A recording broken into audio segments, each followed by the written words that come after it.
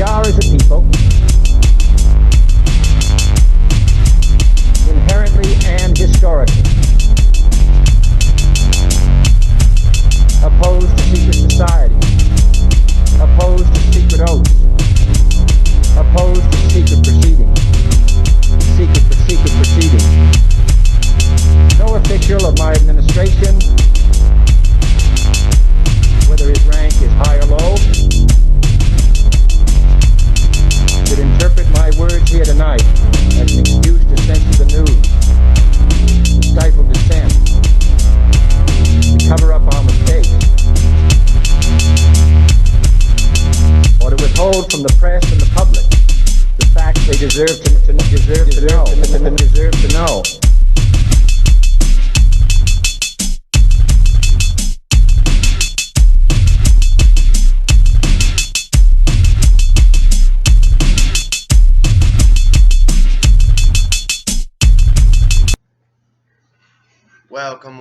Welcome back to Conspiracy Corner Podcast. Figured I'd put another episode out for you all today. Got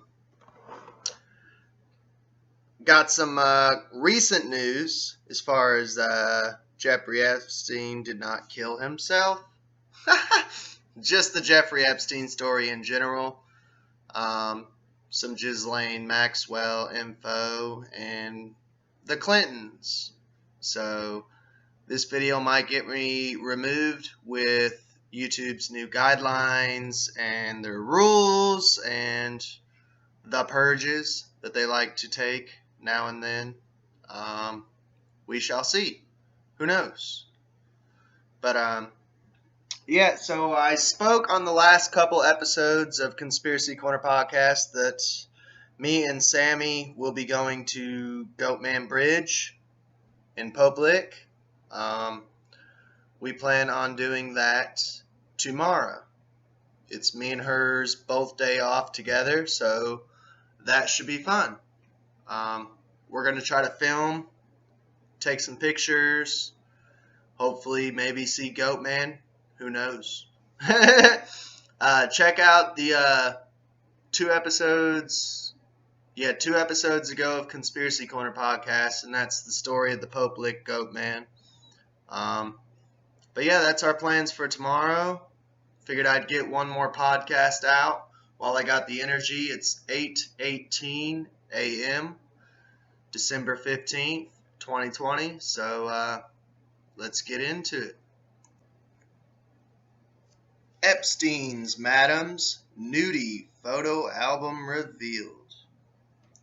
We have a quote from a former Epstein employee. His name is John Alessi. He exposed Ghislaine as a creep in the testimony. Answer. This is from the testimony. Answer. She was very avid with photographs. She had this high-tech camera. She was constantly taking photographs. Not only photographs, but I think she had this special camera. I don't know what it was. She took photographs, yes. Question. In fact, you describe her as a fanatic about photographs. Answer. Exactly. Yes. Twisted pedophile Jeffrey Epstein's mistress, Ghislaine Maxwell, snapped countless kinky photos of topless teens at his Palm Beach mansion and kept the dirty pictures in a secret album, charges their former butler. In court papers, former employee John Alessi, 70 years old, reveals Maxwell's heart-stopping, quote-unquote, hobby, saying, "She had an album full of photographs of people, young girls. Some girls were topless, taking the sun. She went out and took pictures in the pool because later I would see them at the desk or at the house in nude. 99.9% of the time they were topless." So yes, there will be photos, which are going to be obviously, if you follow us on YouTube, The channel's name is Abe Williams. The profile picture is a dream catcher. You can see the visuals, the photos. They are on the video that I'm going to be posting. If you're following us, just auto. If you're following us on YouTube, you can listen to us on Breaker, Spotify, Google Podcast, Anchor. But yeah, so that's the photos that are going to be up are going to be obviously slideshow. They are censored because these girls are underage, and I would rather not get busted for CP. You see what I'm saying? I digress. British socialite Ghislaine, 58, is currently in a Brooklyn clink, awaiting trial on charges of sex trafficking young girls for Epstein, who was found hanging in his prison cell in August 2019. The death was ruled a suicide, but sources believe he was murdered to shut his mouth for good. We all know. Accused of recruiting and grooming the harem of underage sex slaves for Epstein, Ghislaine says she's innocent for all charges and claims the photos were harmless. Yeah, it's normal to take naked pictures of underage girls. Yeah, it's harmless. British socialite Ghislaine, 58, is currently in The former butler's explosive revelations about the pictures came in a defamation lawsuit involving Virginia Roberts, Giuffre, Virginia Roberts Gerf. Sorry, it's a weird last name. Giuffre. I believe it's Giuffre. I apologize. Who charges Ghislaine ordered her to bed British Prince Andrew, then 41, when she was only just 17. Although the defamation suit has been settled, Virginia is still going after Andrew, who she claims slept with her 2 other times. Andrew denies even knowing Virginia, despite a photo of him with his arm around her, which will be displayed in this podcast, while Ghislaine looks on and insists they never had sex. Yeah, by the way, did you guys watch that interview of him? He's like sweating like crazy and twitching. And I watched some criminal profilers and people who read body language, like legit criminal profilers, man. And they were like, yeah, this dude's lying. By the way, the royal crest has been taken off the gates outside of Buckingham Palace, and the Queen moved out. What's going on? I don't know. Kind of like maybe some QAnon stuff going on, I guess. Maybe there's arrests being made? I don't know. But we shall get into the second part. Mr. Bill Clinton was Epstein's ace in the hole. Sicko sex predator Jeffrey Epstein used pal Bill Clinton's presidential power to win a sweetheart prison deal from federal prosecutors. Sources claim, and thousands of emails detailing the arrangement have mysteriously vanished from government archives. How strange. Almost like they had some, internal agencies help. Like, for some reason, it seems like the FBI and the CIA are compromised, maybe. Like, maybe they're actually deep state run. How weird. But yeah, they just randomly vanished. Now Globe has learned the late pedophile's victims are demanding a new probe to determine who destroyed the evidence and expose the puppet masters behind the cover-up. Jeffrey Epstein should be rotting in a jail cell right now.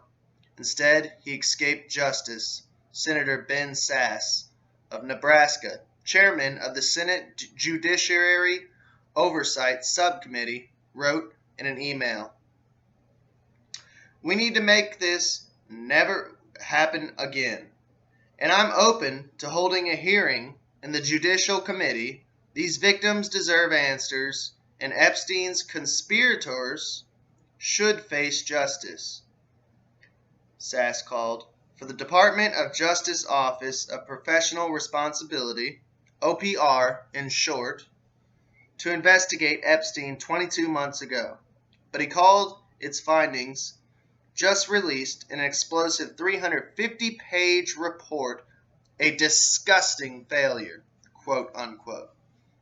The report shows how the perverted billionaire used every gun in his arsenal, including his closeness to Clinton, to negotiate a deal in 2008 that allowed him to work during the day at his mansion and spend the night in Palm Beach County Jail. Epstein, who died behind bars, Epstein killed himself. In 2019, while awaiting trial on sex trafficking charges, and his legal team negotiated the slap-on-the-wrist plea deal with Alexander Acosta, then U.S. Attorney for the Southern District of Florida. In its investigation, the OPR found a treasure trove of thousands of emails covering the 11th-month investigation mysteriously vanishing in an apparent technological, quote-unquote, glitch. When OPR questioned Acosta about the missing emails, he denied having any knowledge of the problem, or that they, or to their knowledge, anyone else, made any efforts to intentionally delete the emails. According to the report, in May 2007, lead prosecutor Mary Villafana wanted to arrest Epstein with a prepared 60-count indictment for substantive crimes against multiple victims. But she was shut down by her supervisors, the report says. She also complained Epstein's dream team, which included Harvard law professor Alan Dershowitz and Ken Starr, the independent counsel in the Whitewater investigation into Clinton, were secretly meeting with prosecutors. Whitewater, dude, don't even get me started on Whitewater, man. The Clinton crime family goes all the way back to Arkansas, way back in the day. We can go deep, homeboy. That will be a whole nother episode on its own, just covering Whitewater. It's insane.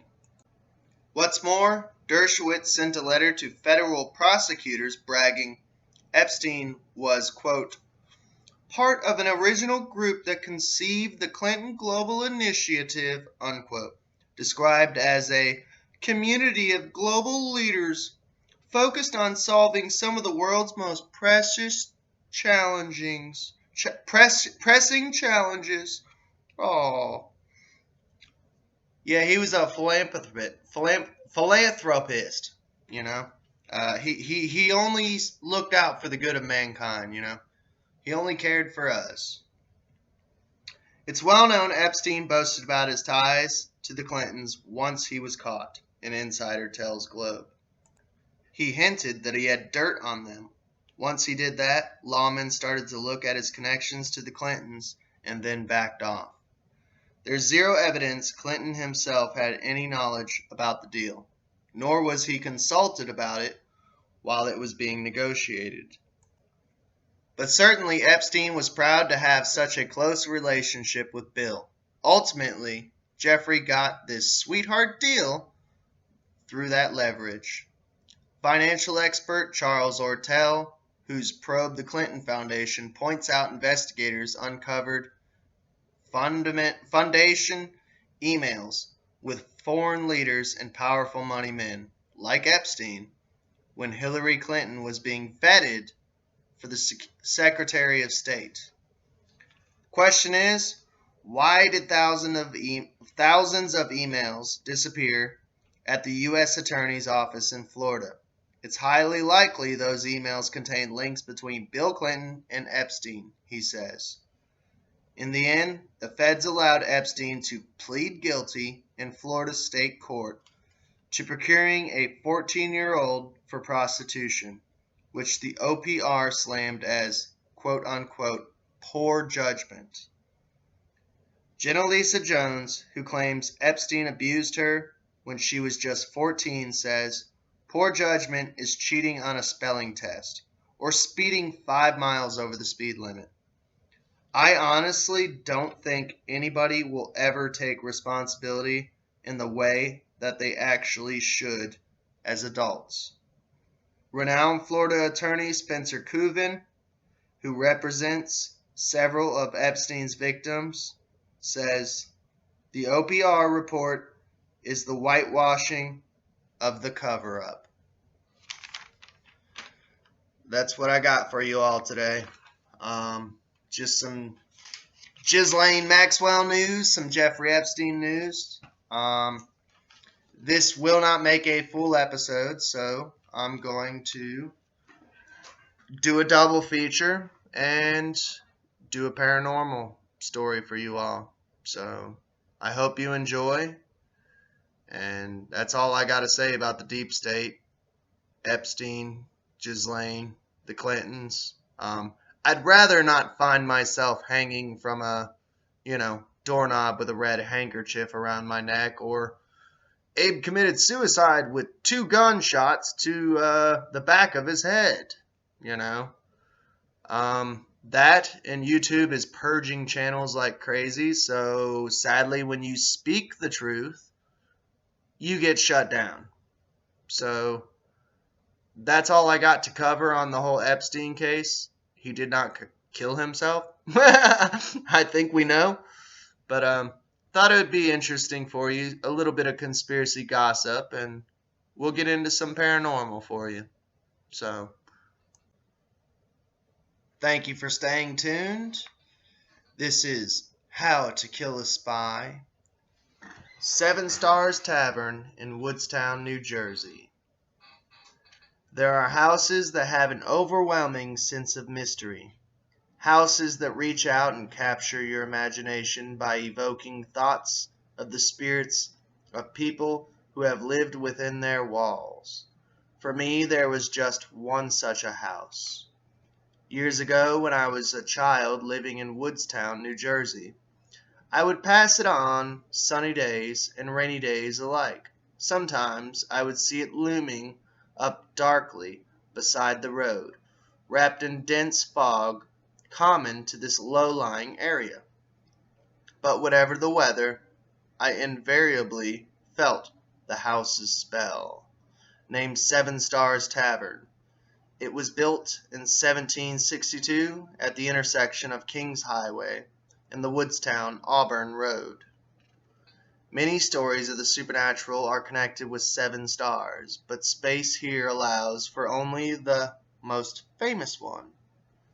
It is the story of the ghost of Tory Spy. The event upon which it is based, it is said to be a historical fact. According to the owner, Robert Brooks, a man loyal to the British during the Revolutionary War, was supplying information to King George's soldiers. The soldiers would then conduct foraging raids, stealing cows and food from area farmers. Neighbors eventually found out about the Tories' actions and decided to take care of the scoundrel. A group of men dragged him up to the attic of the 7 Stars, tied one end of the rope around his neck and the other around a wooden beam, and tossed him out the window. In the 1930s, there was a man living in the Salem area named John Klein. He was one of the 4 harvesters employed to cut the grain from the Robbins family, who owned 7 Stars Tavern. Nathaniel, Natty, aka Robbins, always had difficulty in getting help locally because the house had a reputation for being haunted. Finally, Natty was fortunate enough to hire John Klein, who had no fear of ghosts, and 3 other internet workers named Simon, Sam, and Jim.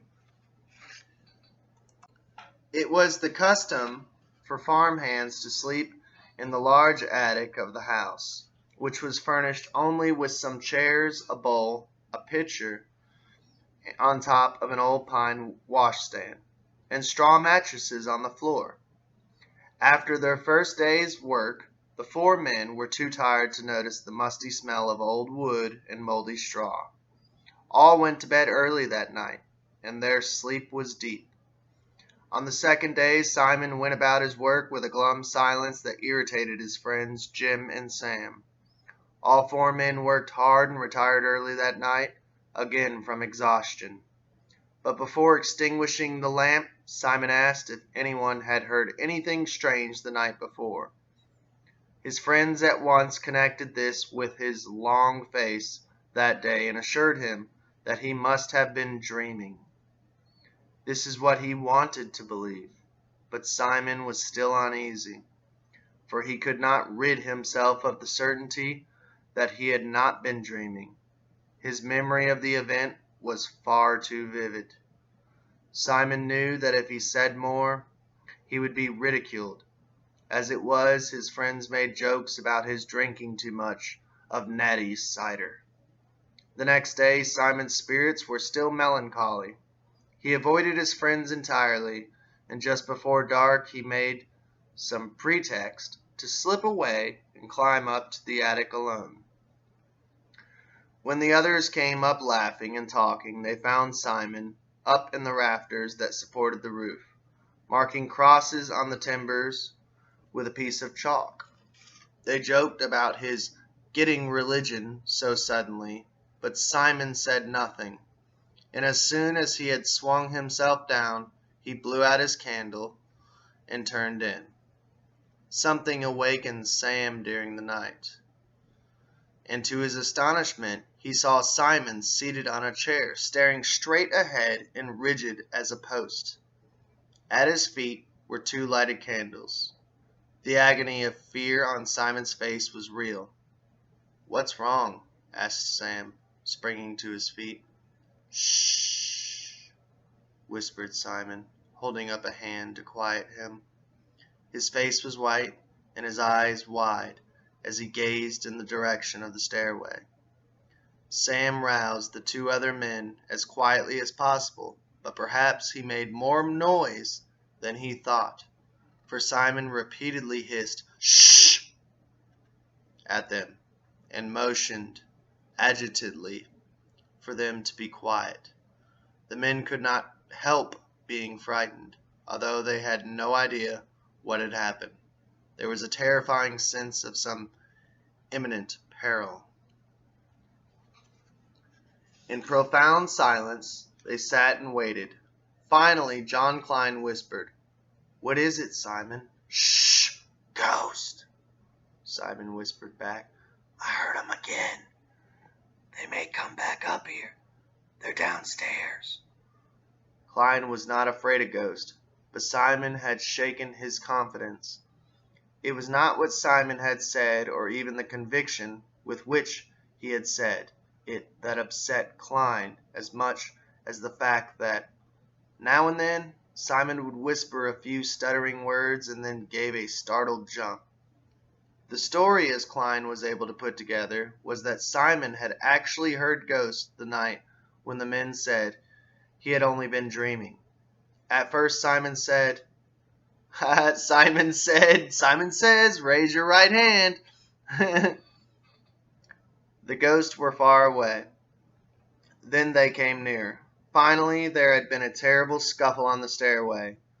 With much shouting and swearing, a group of brawling spirits had come thronging up the ladder into the attic and headed for the window near Simon's mattress.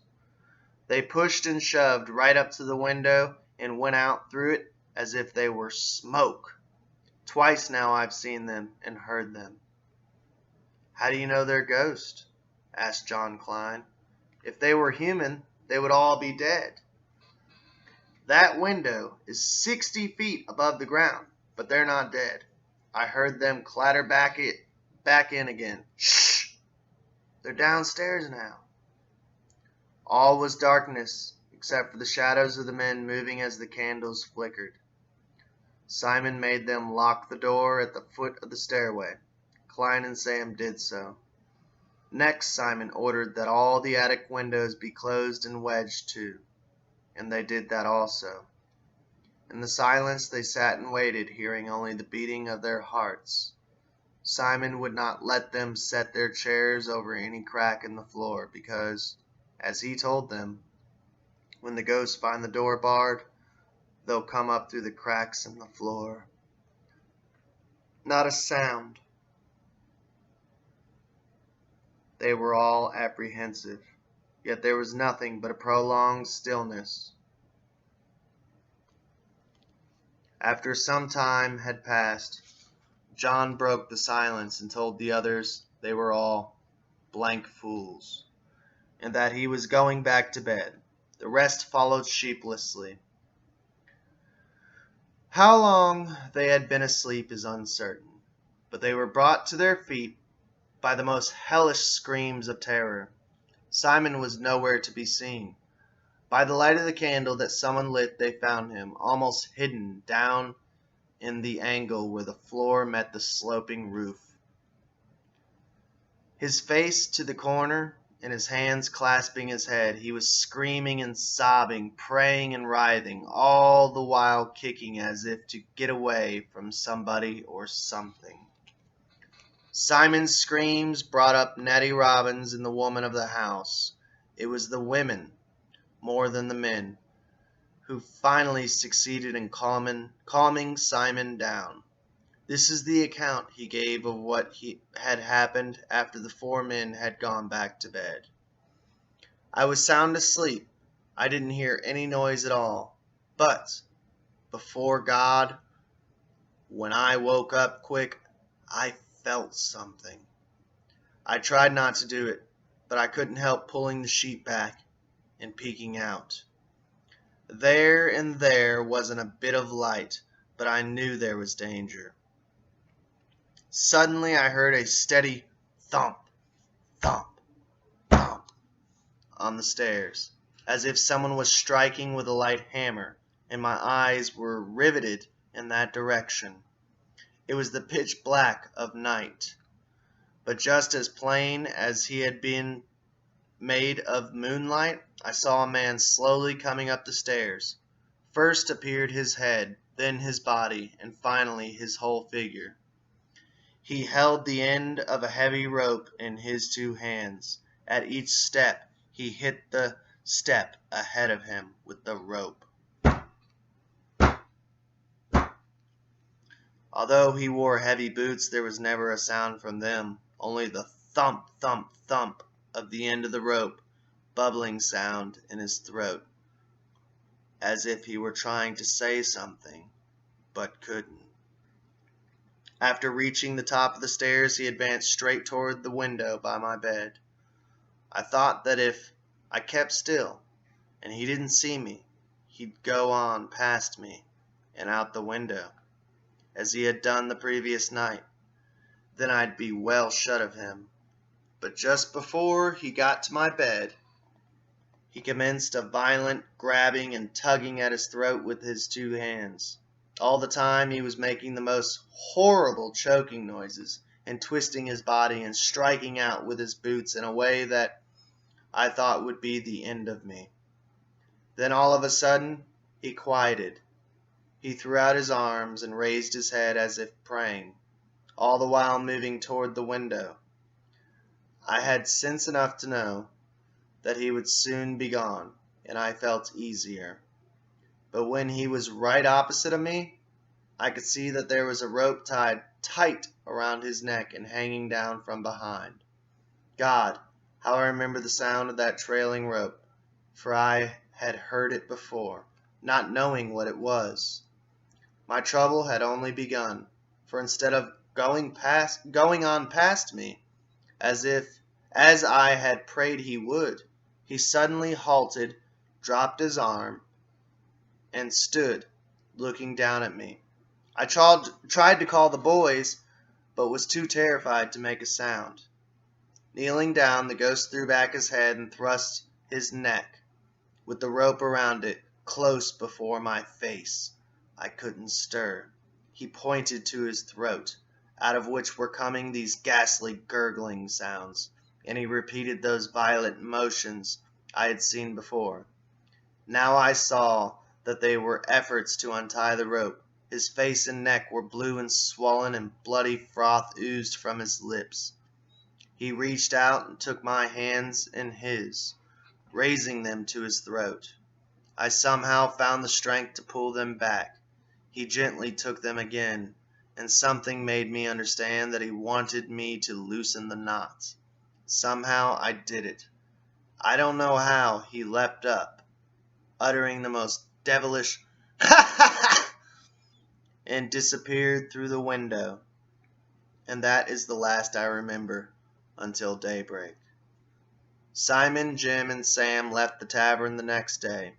John Klein worked a day or two longer, then he, too, left. Not that he was afraid of ghosts, he said, but because he couldn't get Simon's screams out of his ears. As he finished telling the story to his son, Klein shook his head and said, "What's the use of working all day at a place where you can't get any sleep at night?" The Tory spy was never seen again at 7 Stars, and Klein swore that Simon's cries had scared him off, but others believe that Simon laid the ghost to rest when he was brave enough to untie the knot and free. We are, as a people, inherently and historically opposed to secret society, opposed to secret oaths, opposed to secret proceedings, secret proceedings. No official of my administration, whether his rank is high or low, should interpret my words here tonight as an excuse to censor the news, to stifle dissent, to cover up our mistakes, or to withhold from the press and the public the facts they deserve to